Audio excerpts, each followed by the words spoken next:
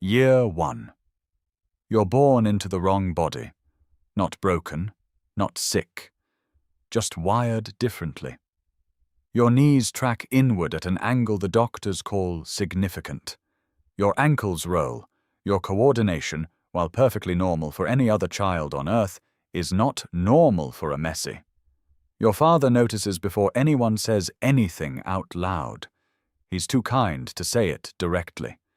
But you see it in the pause. The half-second between you kicking the ball wide and him smiling anyway. The smile is real. The pause is realer. You are Thiago Messi. Born April 2nd, 2012, in Barcelona, Spain. First son of Lionel Andrés Messi. The most decorated footballer in the history of the sport. 8 Ballon d'Or awards. 4 Champions League titles. A World Cup. A man who, by the time you could walk, was already being called the greatest human being to ever touch a football with his left foot. You can't play football. Not at any level that matters, not in any way that keeps up. This is your life. Age 5. The pitch is your playground, but not your home. Every Messi family photo from this era is at a football stadium. Camp Nou in the background. Your father in training gear. You in a tiny Barca kit. Number 10, his number, your inherited number, the number you did not earn and will spend your whole life standing inside like a hand-me-down suit 3 sizes too big. You love the game. That's the part nobody warns you about. You love it deeply, genuinely, the way your father loves it. With your whole body, except your body doesn't cooperate. You want to play. You just can't play like him. Nobody asks you to. Except that everyone does. Not with words. With every camera that appears when you touch a ball. With every journalist who writes Thiago shows early promise, based on a video of you kicking a ball in a garden. You are 5 years old and you are already a headline. You learn something early. You will never be anonymous. Not once. Not ever. You don't know yet how heavy that is. Age 8. You understand what your last name means. Your father moves the family to Paris in 2021. PSG. A new city, a new language, a new school. For any other 8-year-old, this would be the hardest year of childhood. For you, it's a Tuesday. You've already lived in Barcelona, already transferred schools twice, already learned that friendships have an expiry date attached to your father's contract. You make friends fast, and you let them go faster because you've learned it hurts less that way. At school in Paris, the other kids don't care about football the way Spanish kids do.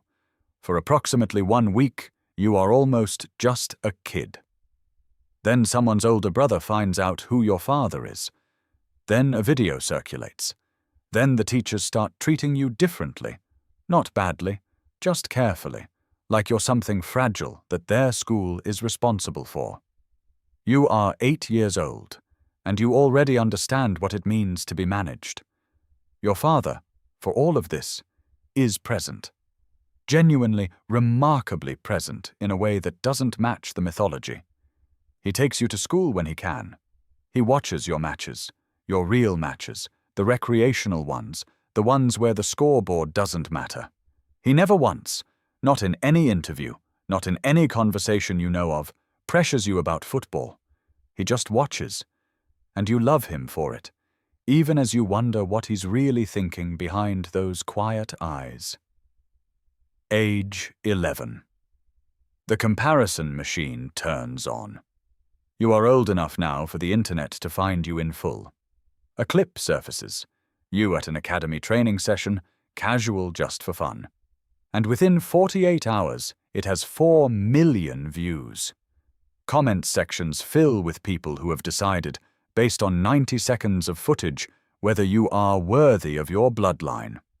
Some say you have his touch, some say you have his vision. Most say neither.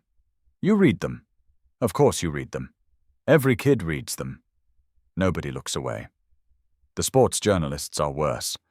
They write measured think pieces about genetic inheritance and whether greatness transfers.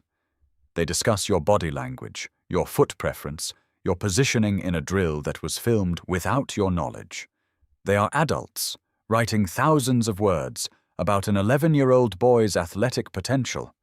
Your father has been through this in reverse.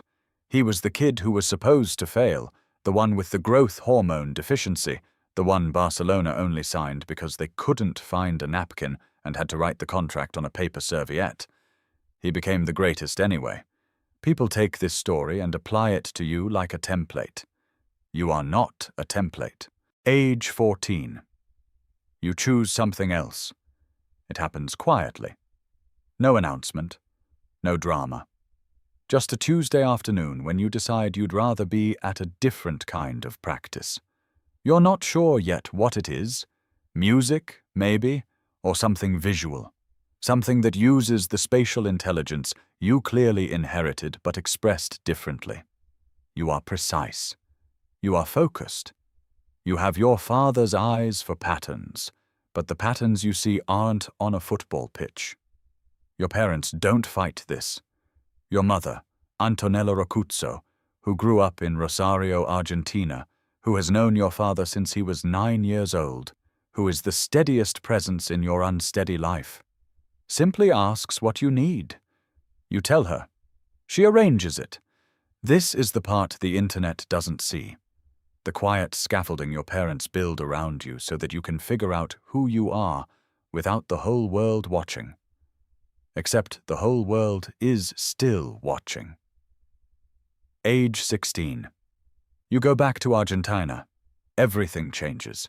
Your father signs with Inter Miami in 2023. The family relocates to Florida. You are now a teenager in America, which means an entirely new social ecosystem, entirely new rules, entirely new ways of being known and unknown.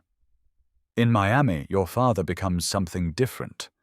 Not just a footballer, a cultural event. Every match at Chase Stadium sells out. The MLS ratings change. Sponsors multiply.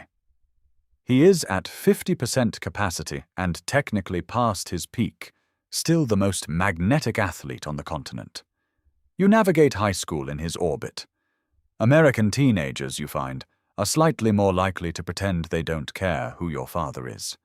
This is not better. It just means the performance is different. You learn to tell real friendships from proximity friendships within the first conversation.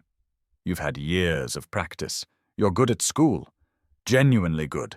Not just because resources are unlimited, but because you are curious in the quiet, methodical way your father is curious about football.